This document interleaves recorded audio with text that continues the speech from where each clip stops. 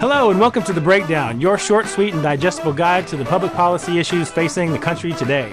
I'm your host, Brian Phillips, with the Texas Public Policy Foundation. For more information on today's topic and just about any issue that you might read or tweet or post about, check us out online at texaspolicy.com. My guest today is part of an exciting new initiative called Project 2025, which is preparing the people and the policy for the next conservative presidential administration. One of the major policies that will obviously be on the minds of voters next year is, of course, education. And Lindsey Burke, Director of Education Policy at the Heritage Foundation, literally wrote the book on conservative education policy. Welcome, Lindsey, to The Breakdown. Thanks for having me. Okay, so maybe you didn't write the entire book, but you definitely wrote one of the most important chapters in a new book called Mandate for Leadership, The Conservative Promise. It's a policy guide. That's the policy part for a guide for the next presidential administration. You can download it for free, actually, and find out more about the project at project2025.org. In fact, you can actually sign up to be part of the next conservative presidential administration at project2025.org, and maybe Lindsey and I will get into that a little bit later, but definitely want to jump into the policy. Lindsey, you begin your chapter with probably what I would consider the most succinct description of the conservative position on education that I have read in years, and I'll quote the first two sentences of your chapter.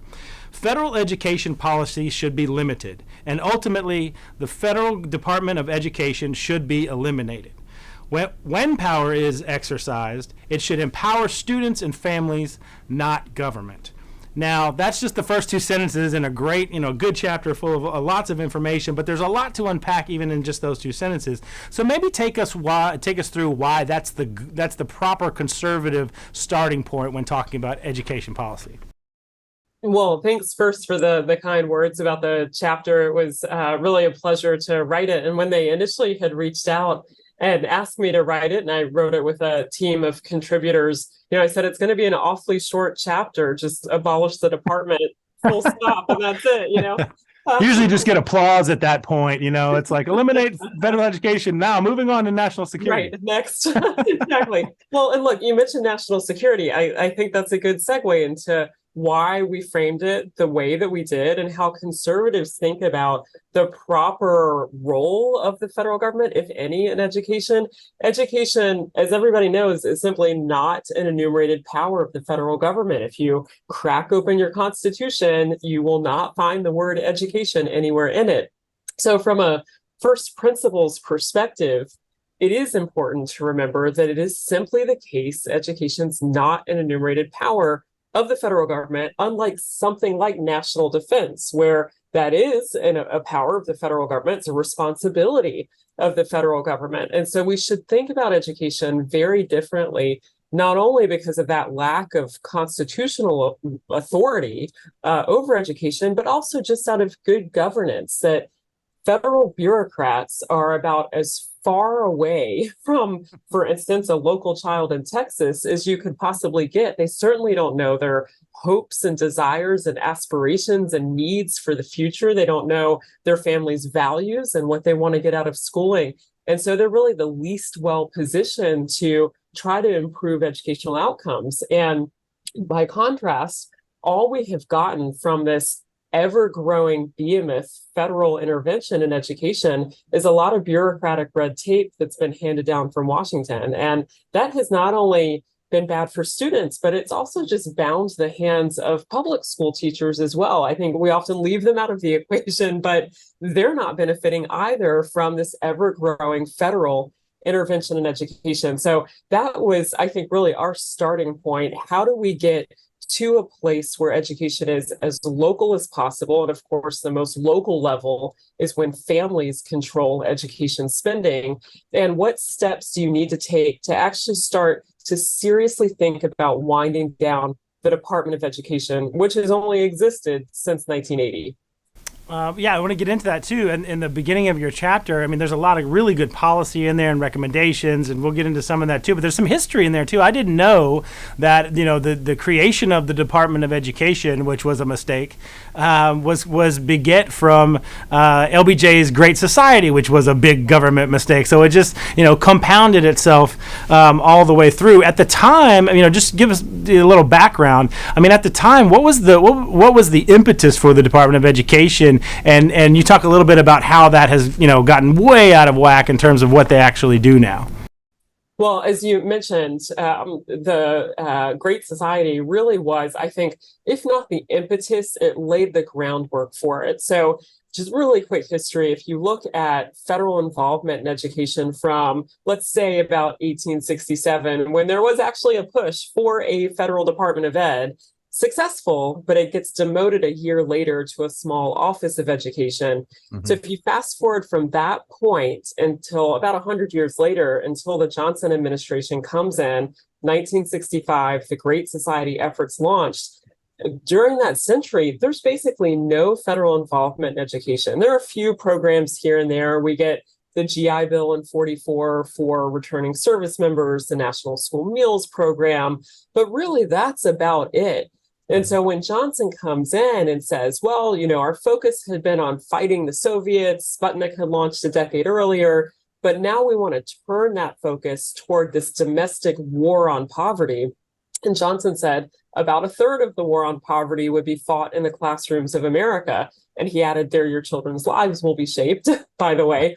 And so that was where we got the federal Head Start program. So federal involvement in preschool and early childhood education. That's where we got, for instance, the Elementary and Secondary Education Act, which was and remains the largest federal law governing K-12 policy. And it's where we got the Higher Education Act, which was the first instance of the federal government underwriting student loans and providing grants to basically any student who wanted access to those student loans. And so 65 was really the year where we get significant federal intervention for the first time. Well, fast forward to 1979 when President Carter is running for election, and he makes a promise to the teachers unions that he will pull all of these programs together, create more efficiency, and create a cabinet level Department of Education. Because even as much as Johnson did creating all of those new programs, they were housed across government. It was health, education, and welfare. There was not a cabinet level agency. So Carter comes in, he makes good on that promise. He signs into law the Department of Education Organization Act in 1979. And Reagan comes in a year later, tries to abolish, he called it Carter's bureaucratic boondoggle. But even just 6 months later, there was not the will in the Senate, couldn't get it done. And today we still have this behemoth agency with 4,000 federal workers making on average six figures. So, it's there. It's not accruing to the benefit of students or taxpayers or teachers, and certainly not improving Americans' standing internationally, not narrowing achievement gaps, improving graduation rates, et cetera. So Reagan may have broken the Russians and saved the world, but I mean, he was really a failure for not getting rid of the Department of Education. So we'll let that slide for today. And you said, always beware when government decides that they're going to try and do something that they claim is more efficient or less expensive. It will invariably always become the opposite. And so one of the things, there's a lot to criticize. Fast forward more to 2023, and now we have this behemoth. There's a ton to criticize in terms of the way that the organization works. What I like about your chapter is that it goes right into the solutions, is that you do have sort of a setup about kind of where we are with education policy, but it goes right in the what to do part, which of course has been a criticism, even within the conservative movement for a while, that we need to have solutions for this. Yes, we want to abolish the department, but that, it's not going to happen overnight. So what do we do in the next presidential administration?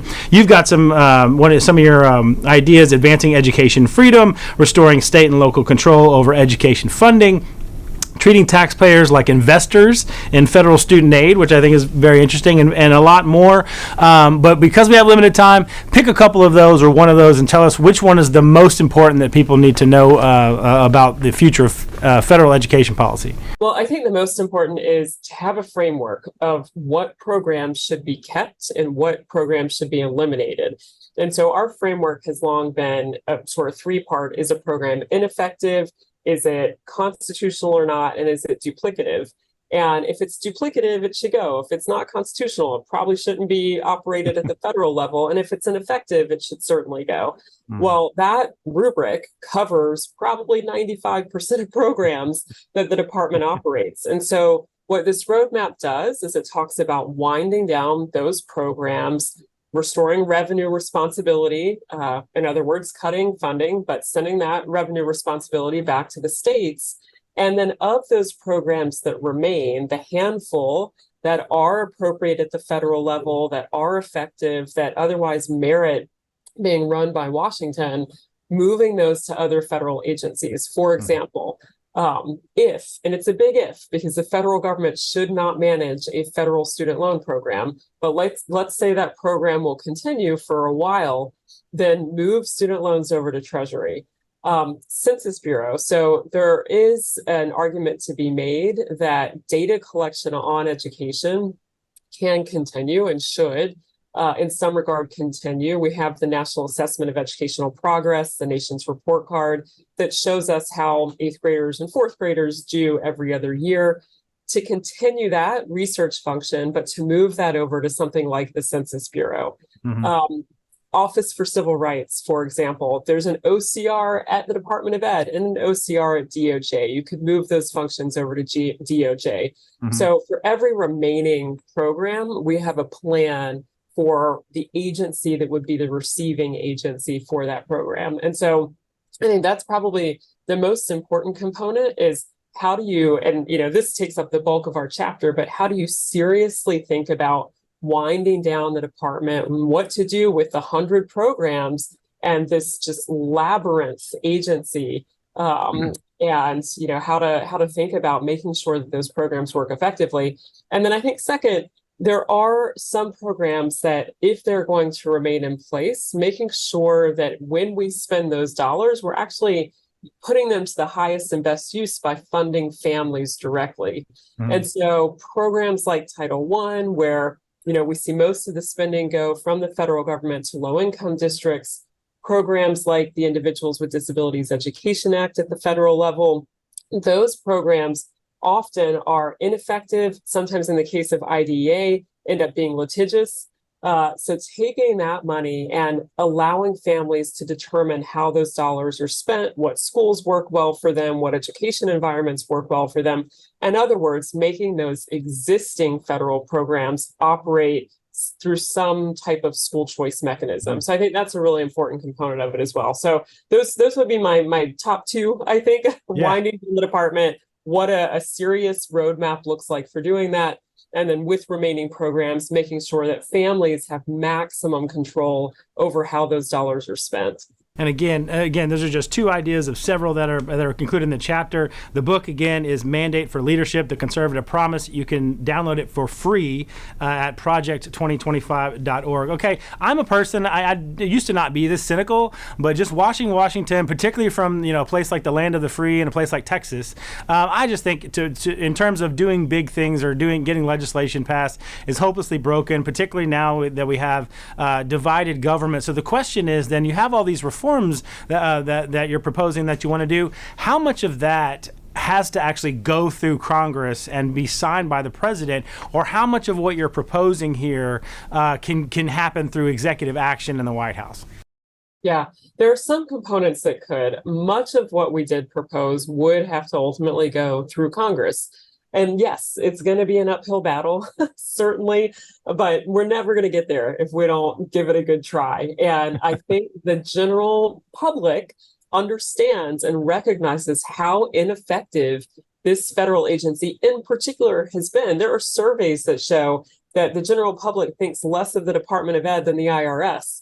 And that's saying something. So, I think the public is there. I think conservatives in particular in Congress are largely there as well. And so at this point, I think it really is getting that serious roadmap out there for how to actually dismantle the department, and then doing things like holding hearings on how effective or ineffective the department has been, how ineffective particular programs have been, waste and fraud and abuse at the agency. Whether or not you could replicate something like the Education at a Crossroads report that former Congressman Pete Hoekstra did about 2 decades ago, where he would go over to the department unannounced and say, what is it you do here? You asked for this report. Where is it? So there's a lot that Congress could do and needs to do in order to lay the groundwork for a really robust effort. And by the way, I would add, it will take a sort of federal state choreography to ultimately be successful. We need to work with states to have governors and state legislators step up and say, yeah, the juice isn't worth the squeeze. We also don't want a federal Department of Ed anymore. Remember, 90% of education revenue, K-12 education spending, is generated at the state and local level. Only about 10%. It's actually like 8.5% of school money comes from federal taxpayers, from Washington. So there's a very good argument to be made that the regulations and red tape far exceed that 8.5% financing share. So I think there are a lot of governors that understand that, a lot of state legislators that understand that. So to have them speak out and to say, yes, we would like the option either to opt out of these programs and put our share of money toward what works for our particular state, and to ultimately see the department dissolved, would go a long way in helping that sort of federal state choreography component play out. We certainly are well aware of that at Texas. I mean, education funding every single biennium was one of the biggest things that we haggle over and argue over about, is the money going where it needs to go, and is it serving the right purpose? So we definitely know that, send us more of that money this way. We're happy to fight over it, or maybe don't send it to the federal government at all. One of the goals, as I mentioned, Project 2025 is trying to seek out people for the next administration. And so you can go to that website, project2025.org, and sign up and start the vetting process to be part of the next administration. The reason for that, of course, is because one of the goals of the project is to address the debilitating bureaucracy that makes it so difficult for conservatives in particular to get anything done. Sometimes the people who work for the president, the people who are in the administration, are even openly hostile to the president's agenda. You address some of that in your chapter in terms of how would we address something like that? Yeah.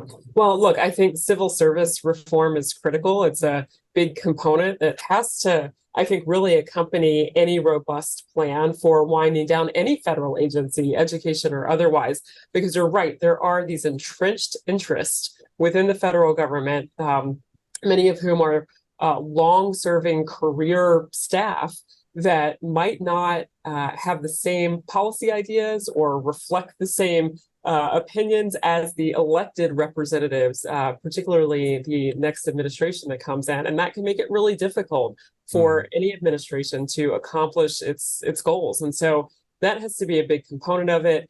Like you alluded to a minute ago, this is a big part of what Project 2025, really the heart of what Project 2025 is about, making sure that the next conservative administration is well staffed with conservatives who are like-minded and want to reduce the size and scope of the federal government across the board and restore freedom and control to the American people. That's at the heart of it. That's what it's all about. And so the staffing component of Project 2025 is really there to address that exact issue. Okay, so we have a couple minutes left. I definitely want to always try and end up on a positive note. So, one of the things that we've seen at the state level is that education policy has had some resurgence because of the focus on parent empowerment. It's sweeping across the nation. You're seeing a lot of states use that momentum to pass school choice laws. They're looking at things like curriculum transparency has been a huge one in the states. This horrible, inappropriate materials that are being found in school libraries, just the shocking materials that are found in there. This anti-parent behavior by teachers and by other school officials and school boards. Over the last 2 or 3 years, all of that has kind of come to a head, and you're starting to see this momentum from a parent-driven movement to take back their schools and empower families. How do you see conservatives, like bottling that momentum and potentially bringing that up to the federal level for reform? Yeah, so that's such a good question, because that is really what drove this phenomenal expansion of education choice that we're seeing continue to catch on across the states. Hopefully, we'll see Texas move in that direction in the very near term, because look, pretty soon Texas is going to be surrounded by choice states, by states where a family can decide on their own what schools or learning environments are the right fit for them and reflect their values. And that will be a huge attraction for families as they're thinking about where to live long term. Can I choose a school that's safe and effective and reflects my family's values? So hopefully we'll see Texas move in that direction through universal education savings accounts. But yeah, look, families saw, it's cliche to even mention at this point, but when COVID made everything virtual at the behest of the teachers unions, they got a really good look as to what kids were being taught in the classroom. And in a lot of cases, they were shocked at what they saw. Half an hour ago, before you called, I was editing a paper where we have included graphics of these books that are being that are so rightly contentious in these school board debates. To say they're pornographic is not an overstatement whatsoever. This is, I couldn't display it in a newspaper or on TV without getting shut down. So, this is, parents are right to be concerned about content that is not age appropriate for their children. They're right to be concerned about general sort of left-leaning content that might fall under the rubric of critical theory or critical race theory. And that sort of values-based concern is really what has driven this push for choice. Yes, families are concerned about academic outcomes. They're certainly concerned about student safety, but they are extremely concerned that their schools are not reflecting community norms and values and what they hope ultimately the values that are instilled in their children. And so I think that momentum is going to continue as long as families don't feel that schools, that districts, that school boards are hearing them and changing course. And look, at the federal level, there's not a lot we can do, thankfully, at the federal level, but there are some things that can be done. I alluded to some of them earlier: existing federal programs, making those dollars portable, following families to schools of choice. One really important thing, which would also be a huge boon to Texas, that Congress should do, is give school choice to military families. Every child of an active duty military family should receive an education savings account.